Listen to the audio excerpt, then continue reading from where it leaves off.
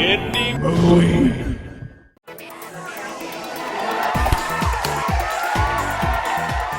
Are Vince Vaughn and Jon Favreau still box office swingers, or are they no longer money? Let's find out with some movie math.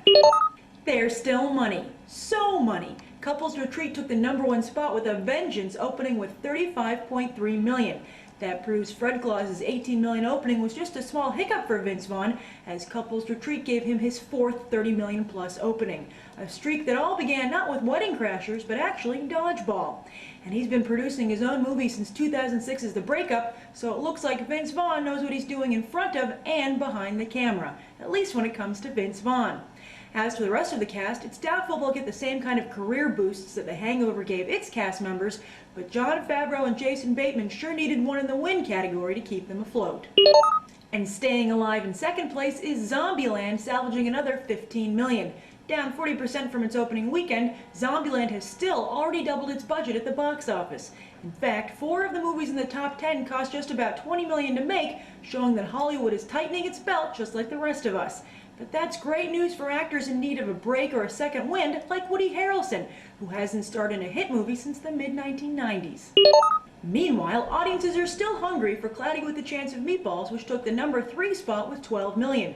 Down just 24% in its fourth frame, Meatballs is the highest grossing movie in the top 10 with a total of $96 million so far. So while computer animated movies are pretty darn expensive to make, there is no denying that they continue to deliver at the box office. We'll see what happens later this year when stop motion animation and hand-drawn animation try to fight back for a piece of the box office pie. But the biggest story at the box office was at #5, where Paranormal Activity landed despite being in only 159 theaters. Earning $7 million, Paranormal Activity took the record for most money made in a single weekend for a movie playing on less than 200 screens.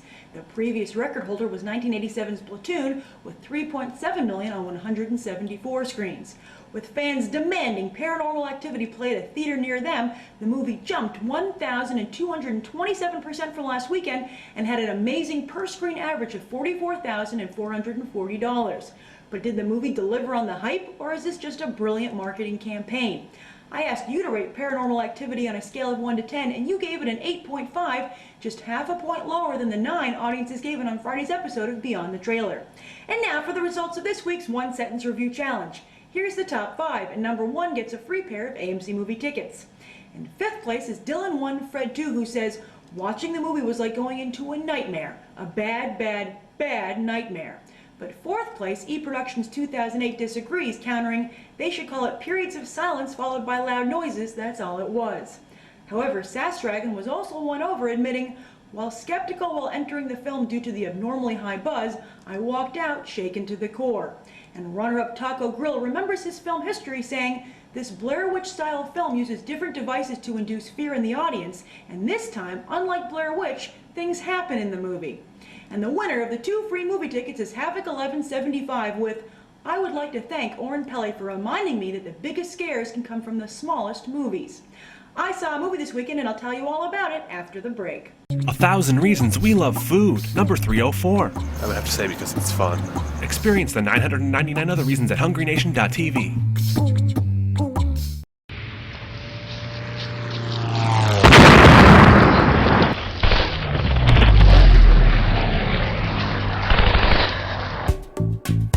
This weekend I saw Couples Retreat, and even though audiences only gave it a 6 on Beyond the Trailer, I really enjoyed it.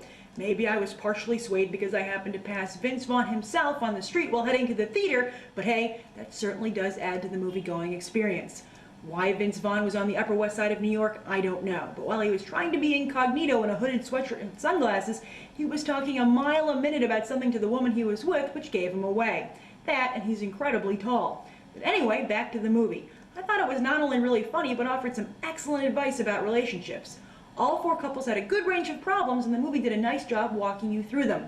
It also did a nice job portraying both the men and the women, which I think is partially why the movie is doing so well. That and the location. Bora Bora is beautiful, and this was filmed at the St. Regis Hotel there, so if you ever find yourself going to French Polynesia, now you know where to go. I'd say my only problem with the movie was that while it featured many cameos from great comedic male actors like Ken Jeong and John Michael Higgins, it didn't feature any great female comedic actors. and not just in cameos, but as any of the wives or girlfriends in the movie. The movie was still excellent, but it could have been even stronger if Vince Vaughn, Jon Favreau, Jason Bateman, and Faison Love had some good comedic sparring partners. But Vince Vaughn is extremely charming and does what he does best here, so if that's something you enjoy, I suggest you see Couples Retreat. As always, thanks for watching Movie Math, and I'll see you on Friday when Beyond the Trailer covers Law-Abiding Citizen, The Stepfather, and Where the Wild Things Are. I'm Grace Randolph, and we just did some Movie Math. Subscribe, comment, rate it.